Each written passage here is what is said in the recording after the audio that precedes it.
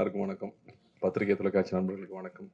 மேடையில் இருக்கும் மாயா அவர்களுக்கும் கல்யாணி அவர்களுக்கும் அப்பா அண்ணா அகரம் குழந்தைகள் எல்லாருக்கும் வணக்கம். பெற்றோர்களுக்கு முக்கியமாக ஆசிரியர்களுக்கும் ரொம்ப ரொம்ப வணக்கம். நான் 2 வயசு இருக்கும்போது ஆரம்பித்த ஒரு அறக்கட்டளை. அது சின்ன வயசில் ஆத்தா சொல்லுவாங்க, எது பண்ணாலும் தொடர்ந்து பண்ணுற மாதிரி இருக்கணும், ஆரம்பிச்சு நிறுத்தக்கூடாது. இது சின்ன வயசில் நான் கேட்ட ஒரு வார்த்தை. ஆனால் அது தொடர்ந்து பண்ணுறது அப்படிங்கிறது அவ்வளோ ஈஸி இல்லை. நான் சின்ன வயசுலேருந்து பார்த்துருக்கேன். நினைவு தெரிஞ்ச நாள்லேருந்து வீட்டில் தான் அந்த ஃபங்க்ஷன் நடக்கும். சிவகுமார் கல்வி அறக்கட்டளை ஃபங்க்ஷன் நடக்கும். நாங்கள் சின்ன பசங்களாம் ஸ்கூல் படிச்சுட்டு இருக்கும்போது இருந்தே அந்த ஒர்க்கை பார்த்துருக்கோம். இன்றைக்கி ரொம்ப ஈஸி கம்யூனிகேஷன். ஒரு செல்ஃபோன் இருக்குது, நம்ம தெரிஞ்சவங்களை எங்கேனா ட்ராக் பண்ணி பிடிச்சிடலாம். ஆனால் அப்போ வந்து ஸ்கூலில் ஃபஸ்ட் மார்க் வாங்கின பசங்க, ஸ்டேட்டில் ஃபஸ்ட் மார்க் வாங்கின பசங்களை தேடி பிடிக்கணும்னா அது ஒரு பெரிய வேலை. அப்பாவோட ஃப்ரெண்ட்ஸ் வீரனன் மாமா இங்கே நான் நினச்சி பார்க்குறேன், ராவ் அவர்களை நினச்சி பார்க்குறேன். அவங்க 3 பேர், ஒரு ஸ்ட்ரீட்டில் இருந்து 3 பேர் சேர்ந்து நம்ம ஏதாவது ஒன்று பண்ணணும். அப்பாவுடைய 100வது படம் முடியுது. அந்த 100வது படம் எடுத்து முடிக்கும் போது எல்லா தயாரிப்பாளர்களும் 100 தயாரிப்பாளர்களையும் கூப்பிட்டு ஒரு கேடயம் கொடுக்குறாங்க. எம்ஜிஆர் அவர்கள் தலைமையில் அப்பா அறிமுகப்படுத்தின இயக்குநர்கள் கலந்துக்கிறாங்க. கமல் சார் வந்து அப்போ வளர்ந்து வரும் ஹீரோ, அவரும் கலந்துக்கிறாரு. அவர் அந்த ஃபங்க்ஷனில் பாராட்டி பேசுகிறாரு.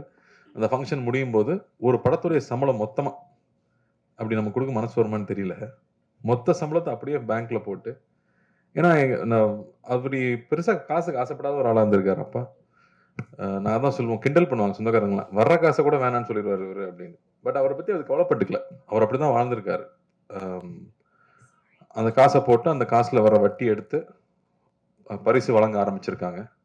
முதல் பரிசு 1000 ரூபாய், அப்புறம் 750 ரூபா, அப்புறம் 500 ரூபாய். இந்த 1000 ரூபாய் பெரிய காசா அப்படின்னு நான் யோசிச்சு பார்க்கலாம். சரி, தங்கம் அப்போ என்ன விலை இருந்திருக்கும் 1979ல யோசிச்சு பார்த்தா அது 750 ரூபா இருந்திருக்கு. ஸோ கிட்டத்தட்ட வந்து ஒரு 1.5 சவரன் வாங்குற அளவுக்கு பரிசு தொகை கொடுத்துருக்காங்க. தொடர்ந்து 25 வருஷம் அந்த ஃபங்க்ஷன் நடந்துகிட்டே இருந்துச்சு. ஒவ்வொரு வருஷமும் சின்ன சின்ன ஊர்கள்ல இருந்து எங்கே இருந்தாலும் தவறாமல் வந்து அப்பா கிட்ட பரிசு வாங்கிட்டு போவாங்க. நாங்கள் வெளியூரில் எங்கே ஷூட்டிங் போனாலும் அப்பாவோட படங்களை பற்றி பேசுகிறாங்களோ இல்லையோ, ஆமாம் அவங்க அப்பா வந்து படிப்புக்கு வந்து ஹெல்ப் பண்ணுவார்ல அப்படின்னு சொல்லுவாங்க. ஸோ அதை தொடர்ந்து பண்ணது தான். அதுக்கப்புறம் 25வது ஆண்டுக்கு அப்புறமா அகரம் எடுத்து அதை செய்ய ஆரம்பிச்சது. அகரம் எடுத்ததுக்கு அப்புறமா தான் வந்து வெறும் ஃபர்ஸ்ட் மார்க் எடுத்தது மட்டும் கிடையாது, எங்கேருந்து ஃபர்ஸ்ட் மார்க் எடுத்தான் அப்படிங்கிறது ரொம்ப முக்கியமாக இருக்குது அப்படிங்கிறது புரிதல் வந்துச்சு. எந்த இடத்துல இருந்து ஆரம்பித்து படித்து வந்தாங்க. இன்னைக்கு வந்து ஒவ்வொரு பசங்களும் அவங்களுடைய பேக்ரவுண்ட் சொல்லும்போது அப்பா எங்கேருந்து வந்தாருன்னு தான் யோசிக்க முடியுது. எங்கனாலும் அதை நான் சொல்ல முடியாது. நாங்கள் வந்து ஆசீர்வதிக்கப்பட்டவங்க அப்படின்னு தான் சொல்லிக்கணும், இல்லை போன ஜென்மத்து புண்ணியம்னு சொல்லிக்கலாம்.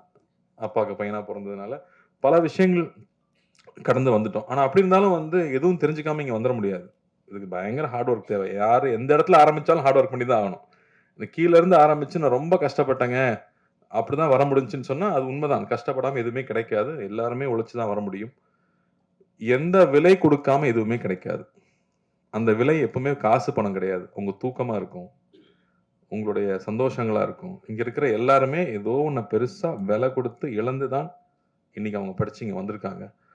அதனால இன்னைக்கு ஹார்ட் ஒர்க்கோ நம்ம தியாகம் பண்ணிக்கிற விஷயம் என்னவோ நிச்சயமா அது பரிசளிக்குது.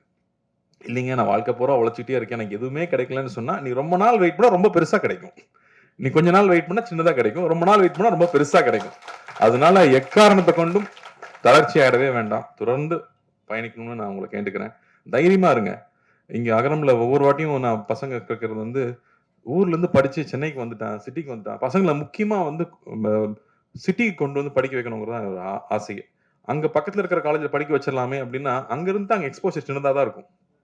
நேற்று யூடியூப்ல பார்க்காம ஒருத்தர் சொன்னாரு, சார் நீங்க இந்தியால இருந்து சம்பாதிச்சா 1 லட்சம் சம்பாதிக்கிறீங்கன்னா அப்படியே அமெரிக்கா போனா 5 லட்சம் சம்பாதிக்கலாங்கிறாங்க. அப்ப சின்ன கிராமத்துல படிச்ச பையனுக்கு என்ன தெரிஞ்சுக்க முடியும்? அங்க இருக்கிற ஒரு கல்லூரியில படிச்சா அந்த அளவுக்கு தான் அறிமுகம் இருக்கும். ஆனா இங்க இருக்கிற பசங்க சென்னைக்கு வந்து படிக்கணும், பெரிய சிட்டில படிக்கணும் அப்படின்னு அகரம் முடிவெடுத்தது ஏன்னு அப்புறம் தான் எனக்கு புரிஞ்சுது. ஆனால் ஒரு சிக்கல் இருக்கு. இங்க வந்த உடனே கூட படிக்கிற பசங்க எல்லாம் பயங்கரமா ட்ரெஸ் பண்ணிருப்பானுங்க, இல்ல இங்கிலீஷ் பட்டைய கிளப்பானுங்க. அது நல்ல இங்கிலீஷா இருக்கான்னு தெரியாத அளவுக்கு நமக்கு இங்கிலீஷ் தெரியாது. அவனும் சுமார் இங்கிலீஷ் தான் பேசுவான். ஆனா நம்மளா வந்து ஓவரா அவனை பார்த்து பயப்படுவோம். ஸ்கூல்ல இருக்க வரைக்கும் நம்ம கூட தெரிஞ்ச பசங்க கூட இருந்திருப்போம். ஆனா காலேஜ் போனோடனே பார்த்தா எல்லா ரகமான பசங்களும் வருவாங்க. அப்போ பயங்கர இன்ஃபீரியாரிட்டி காம்ப்ளெக்ஸ் வரும். சிட்டில படிச்சுட்டு போன எனக்கே இன்ஃபீரியாரிட்டி காம்ப்ளெக்ஸ் வந்துச்சுன்னா அப்புறம் கிராமத்துல இருந்து படிச்சு வர பசங்க இன்ஃபீரியாரிட்டி காம்ப்ளெக்ஸ் இருக்காம போயிடுமா? தயவு செஞ்சு அதெல்லாம் வச்சுக்காதீங்க. 1 வருஷம் 2 வருஷம் கஷ்டமா இருக்கும். அதுக்கப்புறம் அவங்களோட பெட்டரா நீங்க ட்ரெஸ் பண்ணுவீங்க. ஏன்னா நான் பார்த்திருக்கேன், என் கூட படிச்ச பசங்க திருநெல்வேலில இருந்து வருவானுங்க, அப்படியே நம்ம ட்ரெஸ்ஸிங் எல்லாம் பார்த்துட்டே இருப்பானுங்க. 3rd இயர் வரும்போது பார்த்தா நம்மளோட பெட்டரா ட்ரெஸ் பண்ணுவானுங்க. டே எங்கடா இதெல்லாம் வாங்குறீங்க அப்படின்னு கேட்டா அவன் அவ்வளவு ஷார்ப்பா இருப்பான். ஸோ எது வேணும்னு நீங்க ஃபிக்ஸ் பண்ணிட்டீங்கன்னா போதும். நான் இந்த அளவுக்கு ஸ்டைலா பேசணும். நான் இந்த அளவுக்கு இந்த சப்ஜெக்ட்ல ஷார்ப்பா இருக்கணும். இதுல தான் நான் அச்சீவ் பண்ண போறேன்னு ஒரு டார்கெட் ஃபிக்ஸ் பண்ணுங்க. டார்கெட் ஃபிக்ஸ் பண்ணாம இருந்தா எதுவுமே கிடைக்காது. என்ன வேணும் அப்படின்னு கேட்டா இங்க கிடைக்குது. இந்த பிரபஞ்சம் அதுதான் சொல்லுது. சோ என்ன வேணும் அப்படிங்கறத மட்டும் கிளியரா முடிவு பண்ணிட்டீங்கன்னா, அப்புறம் உங்களுக்கு வந்து ஸ்டாப் பண்ற எதுவுமே கிடையாது. நீங்க பாட்டுக்கு போயிட்டே இருக்கலாம். ஏன்னா நான்லாம் 25 வயசு எங்க அப்பா எனக்கு சொன்னது அதுதான். 25 வயசுக்குள்ள வாழ்க்கையில என்ன பண்ண போறேன்னு முடிவு பண்ணிடு அப்படின்னாரு. நானும் 18 வயசுல இருந்து யோசிக்கிறேன் என்ன பண்றதுன்னு என்ன பண்றதுன்னே புரியல. எல்லாரும் வந்து நம்ம பையன் ஒருத்தன் வந்தானே இங்க யாரு பிரசிடன்ட் நீ தானே? பேசிக்கலி லைக் நான் அப்பவே தெரிஞ்சது இன்ஜினியர். அத ஃபர்ஸ்ட் எதை கத்துக்கிறோமோ இல்லையா ப்ராஜெக்ட் டைப் பண்ணும்போது பேசிக்கலி லைக் வந்துரும். சோ நானும் ரொம்ப இன்ஜினியரிங் தான் படிக்க வச்சாங்க. எப்படி என்ன கனவுல எங்க அண்ணன் வந்து ஃபேக்டரி ஆரம்பிப்பாரு. அதுல போய் நாம அப்படியே சின்ன முதலாளியா சேர்ந்துடலான்ற ஒரு நினைப்புல அது நடக்கல. அதுக்கப்புறம் என்ன பண்றதுன்னு தெரியல. அப்புறம் தான் சரி ஏதோ வாழ்க்கையில முன்னுக்கு வரணும்னா படிச்சாகணும். நம்மளா ஒரு பாதையை தேர்ந்தெடுத்துக்கணும்னு போனேன். அப்போ நான் இன்ஜினியரிங் படிச்சு முடிச்சதுக்கு அப்புறமா ஒண்ணு தெளிவா புரிஞ்சுது. எனக்கு வந்து இன்ஜினியரிங் எல்லாம் பிடிக்கல. எனக்கு சினிமா பிடிச்சிருக்கு. அது சொல்றதுக்கு ரொம்ப வெட்கமா இருந்துச்சு.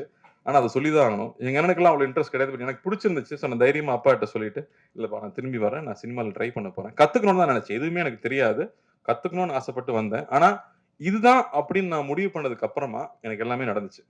அது வரைக்கும் நான் ஆவரேஜ் ஸ்டூடண்ட். ஆவரேஜ் ஸ்டூடெண்டா இருக்கிறது ரொம்ப கொடுமை. ஞானவேல் சார்ட்ட நான் பேசியிருக்கேன். நல்லா படிக்கிற பையனை பாராட்டுவாங்க. நல்லா படிக்காத பையனை திட்டுவாங்க. ஆவரேஜ் மார்க் வாங்குறவன கண்டுக்கவே மாட்டாங்க. ரொம்ப கொடுமை அது.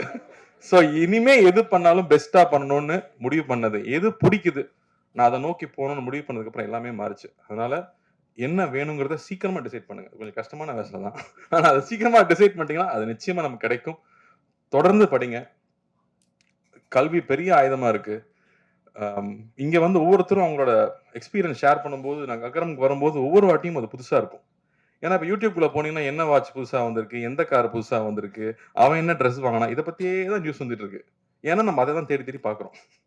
ஆனா நீங்க இந்த மாதிரியான செய்திகளை இப்ப கல்யாணி ஐயா சொன்னாங்க இல்லையா, இதெல்லாம் ஷார்ட்டா வந்து அட்லீஸ்ட் 100 மில்லியன் வியூஸ் போகணும். அப்பதான் மக்களுக்கு இதை பத்தி தெரியும். நமக்கு வந்து பகுதி நேர உதவி கிடைக்கிற பள்ளிகளை பத்தி நமக்கு தெரியுமா? தெரிஞ்சுக்கணும்னு நினைச்சிருக்கோமா? இந்த மாதிரி விஷயங்கள் தான் இங்க ஷார்ட்ஸா கட் பண்ணி தயவு செஞ்சு பாப்புலர் பண்ணணும்னு நான் கேட்டுக்கிறேன்.